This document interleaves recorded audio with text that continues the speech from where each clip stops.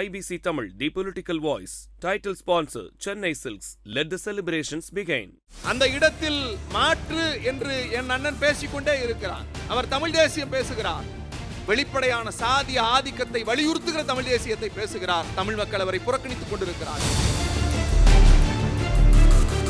சாதியவாதத்தை நாங்கள் ஏற்கனவே அண்ணன் பேசுவதை நான் வன்மையாக கண்டிக்கிறேன். ஆதி தொல்குடி தமிழர்களை வேட்பாளர்களாக களம் இறக்கியிருக்கக்கூடிய ஒரே கட்சி நாம் தமிழர் கட்சி தான். நீ சாதி பார்த்து போடுற ஓட்டு எனக்கு தீட்டுன்னு சொன்ன ஒரு அரசியல் கட்சி தலைவர் உங்களால சொல்ல முடியுமா? நாம் தமிழர் கட்சியுடைய தலைமை அதை செய்திருக்கிறது. கூடியிருக்கும் அவையோர் அனைவருக்கும் என்னுடைய பேரன்பின் வாழ்த்துகளும் வணக்கமும். என்னடா இஸ்லாமிய பெண் வணக்கம் சொல்றாங்க எல்லாம் பார்த்து கேட்க கூடாது. நமஸ்காரம் என்று இருந்த வார்த்தை வணக்கமாக மாறியது திராவிட இயக்கத்தினுடைய சாதனை. மணப்பெண்ணின் பிரத்யேகமான திருமணம் Vivaha the Chennai silks. GT Holidays. GT Holidays, South India's #1 travel brand. மாற்று சக்திகளுக்கு இடமில்லையா என்று கேட்கிற போது இங்கே உட்கார்ந்திருக்கிற மாற்று சக்தி ஒன்று தாவேக்காவிலிருந்து ஆதரவாளராக வந்திருக்கிறவர், மற்றொருவர் என் பாசத்திற்குரிய தங்கை நாம் தமிழரிலிருந்து வந்திருக்கிறார்கள். மாற்றை மக்கள் ஏற்றுக்கொண்டிருக்கிறார்களா என்று அரசியலை எடுக்கிற போது என் பாசத்திற்குரிய அண்ணன் சீமான் ஏறக்குறைய ஒரு 25 ஆண்டு காலம் இயக்கம் நடத்துகிறார். 25 ஆண்டு காலம். தாவேக்காவினுடைய தலைவர் விஜய் ரெடி டேக் ஆக்ஷன் என்று சொன்னவுடன் சர்க்காரிலே 4 பேரை இந்த கையால் குத்திவிட்டு அந்த கையால் 10 பேரை குத்திவிட்டு டேக் ஓவர் ஷாட் என்ற உடனே லைட்டை ஆஃப் பண்ணுகிற அந்த அரசியலுக்கு அவர் முற்படுகிறார். இது எல்லாம் அரசியலுக்கு எடுபடாது. நாம் தமிழர் தங்கை, என் பாசத்திற்குரிய தங்கை, நாங்கள் எல்லோரும் ஒரே குடும்பம். எங்கள் ஷாகுலம் மீது அண்ணனுடைய மாமாவினுடைய அன்பு மகள். அந்த பிள்ளையோடு நாங்கள் பேசுவது எங்களுக்கு பெரும் மகிழ்ச்சி. அந்த இடத்தில் மாற்று என்று என் அண்ணன் பேசிக்கொண்டே இருக்கிறார். அவர் தமிழ் தேசியம் பேசுகிறார். வெளிப்படையான சாதிய ஆதிக்கத்தை வலியுறுத்துகிற தமிழ் தேசியத்தை பேசுகிறார். தமிழ் மக்கள் அவரை புறக்கணித்துக் கொண்டிருக்கிறார்கள். இல்லை, வாக்கு சதவீதம் படிப்படியாக உயர்ந்திருக்கிறது. அந்த வாக்கு சதவீதம் பெரும்பான்மை அடைந்திருக்கிற இயக்கங்களை பாதித்திருக்கிறதா என்றால் இல்லை. நான் மாற்றில் அதிமுகவை சேர்க்கவில்லை. ஏனென்றால் ஒன்று, இந்த மண்ணை திமுக ஆளும், இல்லை என்றால் அதிமுக ஆளும். இதுதான் தேர்தல் கால வரலாறு. கூடியிருக்கும் அவையோர் அனைவருக்கும் என்னுடைய பேரன்பின் வாழ்த்துகளும் வணக்கமும். என்னடா இஸ்லாமிய பெண் வணக்கம் சொல்றாங்க எல்லாம் பார்த்து கேட்க கூடாது. ஏன்னால் வணக்கம் என்றால் வெறும் ஒரு தனிநபரை வணங்குவது மட்டுமல்ல, அதை இணக்கம் கொள்வோம் என்றும் பொருள்படும் காரணத்தினால நான் வணக்கம் சொல்லி தொடங்குறேன். மாற்று சக்திகளுக்கு இடமில்லையான்னு கேட்பதற்கு பதிலாக மாற்று சக்திகளுக்கான தேவை இருக்கிறதா இல்லையா என்று வைத்திருந்தால் சரியாக இருந்திருக்கும் அப்படின்னு தோணுது. ஏன்னா 60 ஆண்டு காலமாக தொடர்ச்சியாக இந்த மண்ணில் மாறி மாறி திராவிட கட்சிகள், இருபெரும் திராவிட கட்சிகள் இந்த மண்ணை ஆண்டு வந்திருக்கிறார்கள். குறிப்பாக திராவிட முன்னேற்ற கழகமும் அண்ணா திராவிட முன்னேற்ற கழகமும் தான் மாறி மாறி வந்திருக்கிறது. ஆரம்ப காலகட்டத்தில் அவர்களுக்குன்னு ஒரு சிறந்த கொள்கை இருந்தது. இன்னைக்கு வரைக்கும் அதே கொள்கையை சொல்லித்தான் வண்டி ஓட்டிட்டு இருக்கிறாங்க. அது வேற விஷயம்.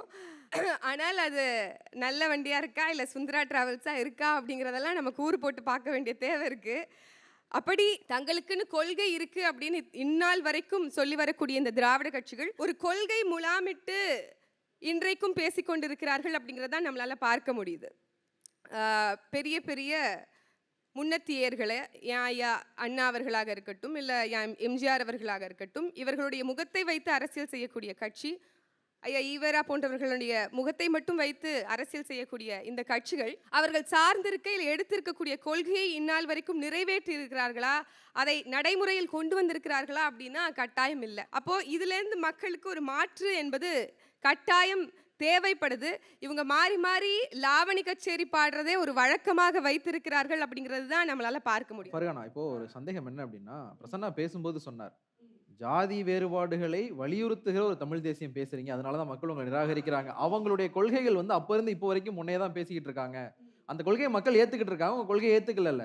அப்ப மாற்று தேவையில்லைன்ற அவங்க வாதம் தானே சரியா வருது. சாதியவாதத்தை நாங்கள் ஏற்கிறோம் அண்ணன் பேசுவதை நான் வன்மையாக கண்டிக்கிறேன். ஏன்னா இன்னைக்கு அரசியல் களத்துல ஒரு புரட்சிகர மாற்றத்தை, ஒரு பொது தொகுதியிலும் ஆதி தொல்குடி தமிழர்களை வேட்பாளர்களாக களம் இறக்கியிருக்கக்கூடிய ஒரே கட்சி நாம் தமிழர் கட்சி தான். நீ சாதி பார்த்து போடுற ஓட்டு எனக்கு தீட்டுன்னு சொன்ன ஒரு அரசியல் கட்சி தலைவர் உங்களால சொல்ல முடியுமா? நாம் தமிழர் கட்சியினுடைய தலைமை அதை செய்திருக்கிறது. இன்னும் இன்னும் சொல்ல போனால் அண்ணன் பிரசன்னா அவர்களுக்கு சொல்கிறேன், திமுகவில் தான் வந்து சாதிய அடையாளத்தோடு இருக்கக்கூடிய கட்சிகளை கூட்டணியில் வச்சிருக்கிறாங்க. அண்ணன் கொங்கு ஈஸ்வரன் அவர்களாக இருக்கட்டும், இல்லை கருணாஸ் போன்றவர்களாக இருக்கட்டும், அவங்க எல்லாம் கூட்டணியில் வச்சிருக்கிறது திமுக தான். அப்போ யாரு சாதிய மனநிலையோடு இன்னைக்கு வந்து கட்சி நடத்துறா அப்படிங்கிறத நீங்க நினைவில் எடுத்துக்கணும். இன்னும் சொல்ல போனால் அமைச்சர் ராஜகண்ணப்பன் வந்து சாதிய பேரை சொல்லி ஒருமையில திட்டி என்னை வந்து விமர்சிச்சாரு, திட்டினாரு அப்படின்னு சொல்லி வட்டார வளர்ச்சி அலுவலர் வந்து குற்றம் சாட்டினதையும் அவருக்கு வந்து நினைவுபடுத்த கடமைப்பட்டிருக்கேன் அப்படின்னு தான் சொல்லணும். அதனால போற போக்குல சாதிய அடையாளத்தை இல்ல சாதிய சாயத்தை நாம் தமிழர் கட்சியின் மீது பூசுவது வந்து ரொம்ப அபத்தமானது, ரொம்ப தவறானதும் கூட. அதே மாதிரி மாற்றம்னு சொல்லிட்டு வரும்போது திமுக கிட்ட இருந்து தான் மாறி அதிமுக வந்து பிரிஞ்சது, அதிமுக அதற்கப்புறம் திமுக கிட்ட இருந்தா மதிமுக, இன்னும் சொல்ல போனால் திமுக கிட்ட இருந்து பிரிந்த மதிமுகவுடைய அந்த 93 காலகட்டங்கள்லாம் உதயசூரியன் மதிமுகவுக்கா திமுகவுக்காங்கிற அளவுக்கு ஒரு பெரிய சண்டையெல்லாம் யுத்தமெல்லாம் ஏற்பட்டது. ஆனால் கடந்த நாடாளுமன்ற தேர்தலில் அவங்களுக்கு சின்னமே இல்லைங்கிற அளவுக்கு தான் அவர்கள் தள்ளப்பட்டிருக்கிறார்கள் அப்படிங்கிறது தான் செய்தி. அதே மாதிரி ஐயா திருமாவளவன் அவர்கள் விசிகாவினுடைய தலைவர், அவருக்கு கொள்கை இருந்தாலுமே கூட இந்த 25 ஆண்டு காலத்தில் அவரால் எடுத்த கொள்கைக்கு உண்மையும் நேர்மையுமாக நிற்க முடியல. ஏன்னா நம்ம எல்லாருமே குற்றம் சாட்டக்கூடிய விஷயமாக வேங்கை வயலை எடுத்துக்கிறோம். மத்திய பிரதேசில் சிவராஜ் சிங் சௌஹானுடைய ஆட்சியின் கீழே ஒரு பழங்குடியினர் மீது ஒரு சிறுவன் மீது சிறுநீர் கழித்துட்டாங்கன்னு சொல்லி அது ஒரு பெரிய பேச்சு பொருளாச்சு. அது எவ்வளவு சர்ச்சைக்குரிய செய்தி ஆச்சு அப்படின்னு நம்ம எல்லாருக்குமே தெரியும். ஆனால் அது ஒரு சிறுவனுக்கு தானே. ஆனால் இங்க வேங்கை வயல ஒட்டுமொத்த கிராமத்துக்கும் அந்த மலத்தை வந்து அந்த குடிநீரில் கலந்த குடிநீரை அந்த மக்கள் குடிக்க நேர்ந்துட்டது. அப்படியான ஒரு கொடூரமான சம்பவம் தமிழ்நாட்டில் நடந்து நாங்கள் ஆதி தமிழர்களுக்காக தலித்துகளுக்காக குரல் கொடுக்கிறோம் சொல்லக்கூடிய கட்சி இன்னைக்கு திமுகவோட கூட்டணியில இருப்பதனாலே அவர்களால் வாய் திறக்கவே முடியல அப்படிங்கிறது தான் உண்மையான செய்தியா இருக்கு. ஏன் அப்படின்னா இல்ல அது வந்து அடையாளத்துக்காக இல்ல, இன்னைக்கு என்ன நிலைமையில இருக்கு, என்ன தீர்வு இருக்கு, என்ன தீர்வை இவர்கள் இந்த 3 ஆண்டுல அவர்கள் எட்டி இருக்கிறாங்க அப்படிங்கறத நம்ம பார்க்கணும்ல. நீங்க 6 செக் பாயிண்ட போடுறீங்க, பாகிஸ்தானுக்கும் இந்தியாவுக்கும் கூட அவ்வளவு செக் பாயிண்ட் இருக்குமான்னு தெரியல. இன்னைக்கு அது ஒரு அந்த சமூகத்துக்குள்ளே ஏற்பட்ட ஒரு பிரச்சனை, அவங்களுக்கு அந்த சாதிய பிரச்சனை எல்லாம் இல்ல அப்படிங்கறதெல்லாம் இன்வெஸ்டிகேஷன் ரிப்போர்ட் சொல்லுது அப்படின்னு சொல்றாங்க. ஆக்சுவலி ரெட்டை குவளை முறை அங்க நடக்குது அப்படிங்கிறது அவங்க இன்வெஸ்டிகேட் பண்ணும்போது தெரியுது. அமைச்சர் ரகுபதி அவர்கள் வெளியில வந்து ரொம்ப பொய்ய வந்து பேசிக்கிட்டு போறாங்க. இப்படி இங்க எல்லா குற்றங்களும் இங்கே எல்லா சிக்கல்களும் வெளிப்படையாக மக்களுக்கு முன்ன தெரியும் போது அதை மூடி மறைக்கிறதுக்காண்டி ஒரு அரசு வேலை செய்யுது அப்படின்னா அதையே வந்து வழிமொழிந்து எந்த விடுதலைக்காக இந்த மண்ணுக்கு அரசியல் செய்ய வந்தாரோ ஐயா திருமாவளவன் அவர்கள் சந்தர்ப்பவாதமும் சமரசமும் செய்வது ஏற்புடையது அல்ல. அப்படிங்கிறனால மாற்றம் என்பது மாற்றுன்னு சொல்லிட்டு வருவது என்பது ஒரு ஒரு கேலிக்கூத்தாக ஒரு நகைப்பொருளாக மாறி இருக்கிறது அப்படிங்கிறது தான் உண்மை. அதே மாதிரி அண்ணன் பிரசன்னா அவர்கள் பேசும்போது நிறைய புள்ளிகளை அடுக்குனாங்க. பாருங்க, தமிழ்நாடு இந்த க்ரோத் டெவலப்மெண்ட் இண்டெக்ஸில் இவ்வளோ வளர்ந்துருக்கு பாருங்க, நாங்கள் டபுள் டிஜிட் பொருளாதாரத்தை வந்து கொண்டு வந்திருக்கோம் பாருங்க, இவ்வளவு தூரம் கல்வியில் சிறந்திருக்கிறோம் பாருங்க அப்படின்லாம் சொன்னாங்க. உள்ளபடியே ஒரு பெண்ணாக எனக்கும் பெருமை, தமிழ்நாட்டின் தமிழ் மகளாக இவ்வளவு தூரம் நம்ம வளர்ச்சி அடைஞ்சிருக்கிறோமேங்கிறதுலாம் பெருமை தான். ஆனால் அதற்கு ஒவ்வொரு மக்களும் இங்கே ரத்தத்தையும் வியர்வையும் உழைப்பையும் கடினமான உழைப்பையும் சிந்திருக்கிறாங்க. அதன் வாயிலாகத்தான் இந்த வளர்ச்சியெல்லாம் அடைஞ்சிருக்கு. மற்றவங்க பேகை தூக்கி மாட்டிக்கிறதே ஒரு வழக்கமாக வச்சிருக்கிறாங்க. அதை சந்தானம் அவர்கள் படத்தில் சொல்வது போல் எனக்கு ஒரு விஷயம் தான் ஞாபகம் வருது. பரம்பரையா அதே பொரிய வைக்கிறீங்களே, எப்படி நமத்து போகாமல் இருக்கு அப்படிங்கிறது தான் கேட்க தோணுது. ஆனால் இந்த டபுள் டிஜிட் பொருளாதார வளர்ச்சி சரி, அதே போன்று டபுள் டிஜிட்ல இன்னைக்கு கடனையும் வாங்கி தமிழ்நாடு அரசியல்ல ஒரு பெரிய ஒரு இழுக்க வந்து தமிழ்நாடு அரசு வந்து செய்திருக்கு. இன்னும் சொல்ல போனால் இந்த மாநிலங்களிலே அதிகமான கடன் வாங்கி இருக்கக்கூடிய மாநிலமாக தமிழ்நாடு இருக்குது. அப்படின்னா இந்த கடனை வச்சு நீங்க என்ன வாழ்வாதாரத்தை மக்களுடைய வாழ்வாதாரத்தை மேம்படுத்திருக்கிறீங்க அப்படிங்கிற பதிலையும் அண்ணன் அவங்களுடைய சுற்றுல சொல்லணும். எந்த விதத்துல நம்மளுடைய தமிழ்நாட்டு மக்கள் வந்து அவங்க சந்தோஷமா மனநிறைவா வாழ்ந்துட்டு இருக்காங்க அப்படிங்கிறதையும் சொல்லணும். என் அருமை தங்கை ரொம்ப மகிழ்ச்சியா இருக்கு. என் மாமா ஷாகுலம் இதோட ஒன்றா காரில் போகிறப்ப குட்டி பிள்ளையா குட்டியாக பாவாடை சட்டை போட்டுக்கிட்டு பார்த்த குழந்தை இன்றைக்கு எங்கள் முன்னால் இருந்து அண்ணன் 2008 வரைக்கும் சாகுல் மாமா திராவிடம் தான் பேசினார். தமிழ் முழக்கம் தான் எங்களுக்கெல்லாம் வாசிக்கிற இடம். ஈவன் நான் கட்டுரை எழுதணுன்னா கூட அண்ணா சாலையில் இருக்கிற தமிழ் முழக்கம் ஆஃபீஸில் போய் கொடுத்து அங்கே தான் டைப் பண்ணுற அந்த சிந்தனை ஓட்டம்.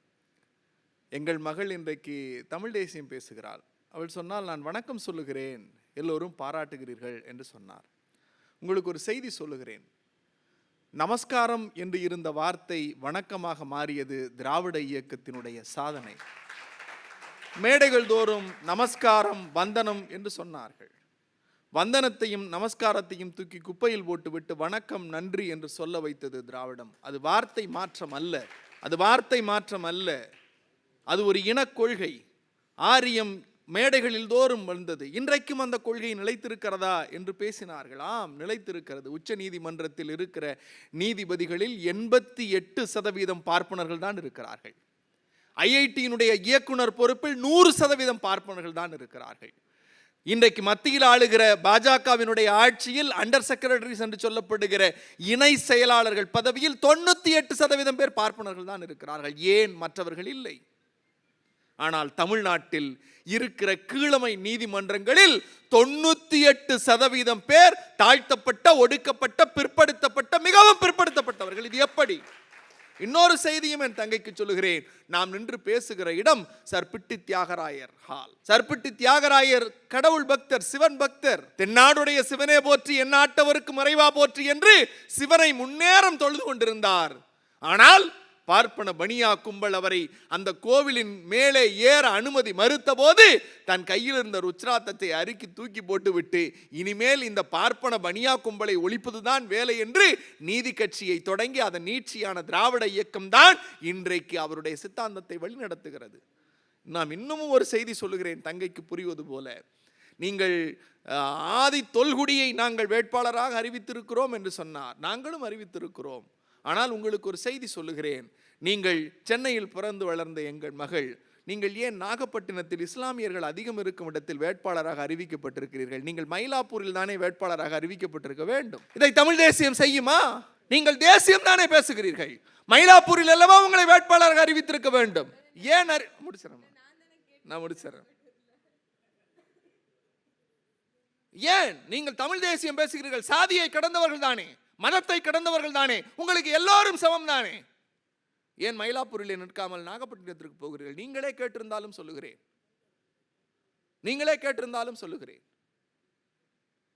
இல்லை நண்பர்களே, அதுவல்ல.